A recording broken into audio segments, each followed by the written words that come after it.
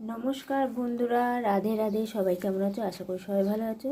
তো চলো আজকে মূলো শাক দিয়ে কি একটা করতে চলেছি, তোমরা দেখতে থাকো। তো দেখতেই পাচ্ছ এটা ছোট মূলো। তা এই মূলো সমেতই আমি এটা কাটবো। আলু লাগবে একটা, আর বেগুন। চলো দেখতে থাকো। প্রথমে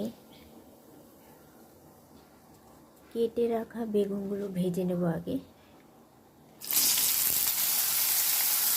সামান্য একটু হলুদ, সামান্য পরিমাণ নুন। এবারে বেগুনটাকে ভালো করে ভেজে তুলে নেব। বেগুন ভাজা হয়ে গেছে, এবার আমি এটাকে তুলে নেব। এবার ওই তেলে দুটো চিড়ে রাখা শুকনো লঙ্কা, কালো জিরে, থেতো করা রসুন, এবার হালকা নেড়ে চেড়ে নেব। এবার ছোট্ট একটা আলু দিয়ে দিলাম। ছোট্ট একটা আলু কেটে নিয়েছিলাম, ওটাকে দিয়ে ভালো করে একটু ভেজে নেব। সামান্য হলুদ, সামান্য পরিমাণ নুন দিয়ে ভালো করে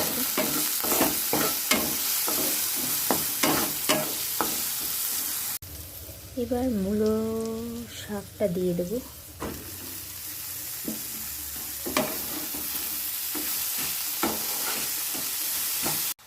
মূলো শাকে একটু চিনি না দিলে ভালো লাগবে না, তাই সামান্য পরিমাণে একটু চিনি। এবার এটাকে ভালো করে নেড়ে চেড়ে এবার জল দেব না, নিভে আছে এটা করব।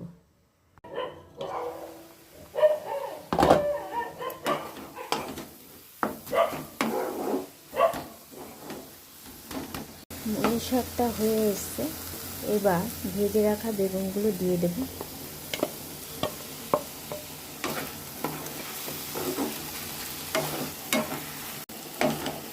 মূলো শাকের অসাধারণ একটা কালার এসছে, কিন্তু জানি না তোমরা এটা বুঝতে পারবে কিনা।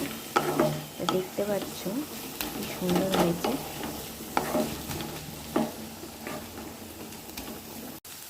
মূলো শাকের চচ্চড়ি যেহেতু আমার রেডি, এবার গ্যাসটা বন্ধ করে দেব।